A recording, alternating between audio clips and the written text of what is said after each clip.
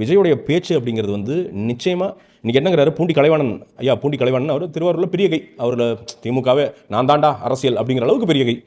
இப்போது விஜய் வந்து பார்த்தீங்கன்னா அந்த மூட்டைக்கு 40 ரூபாய் அப்படிங்கிற அந்த ஊழலை சொல்கிறார். அதுக்கு ரொம்ப அசால்ட்டாக சொல்கிறாங்க. ஒரு சில இடத்துல லைட்டாக இருக்க தான் செய்யுது, அவ்வளோலாம் இல்லை. ஐயா விவசாயிங்க, நீங்கள் தானே ஐயா விவசாயிகளுடைய அரசாங்கம் அப்படின்னு வந்து சொல்கிறீங்க.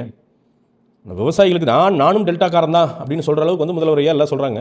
அப்படிங்கிறப்ப நீங்களே ஒத்துக்கிற அளவுக்கு அந்த லஞ்ச லாவண்யம் வந்து விவசாயிகளை வந்து அஃபெக்ட் பண்ணுது அப்படின்னா அதை விஜய் பேசுறதுல என்ன தப்பு இருக்குதுன்னு கேட்குறேன் நான். அவர் சரியாக தானே பேசியிருக்காரு, நீங்களே உங்களுடைய அறிக்கையின் மூலமாக அதை ஒத்துக்கிறீங்க தானே.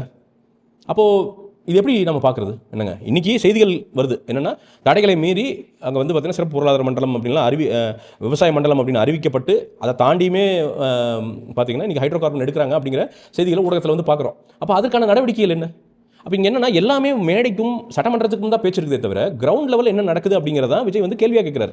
மக்களோட மொழியில் கேட்குறாரு. மக்களோட மொழியில் முதலையாக எனக்கு தெரிஞ்சு வந்து பார்த்திங்கன்னா ஒரு ஜெயலலிதாவுக்கு அப்புறம் வந்து இவ்வளோ எஃபெக்டிவாக அந்த கேள்விகள் போய் மக்களை சேருது. அதனால் வந்து பார்த்திங்கன்னா சரியான பத்திரத்தில் இருக்காங்க. இந்த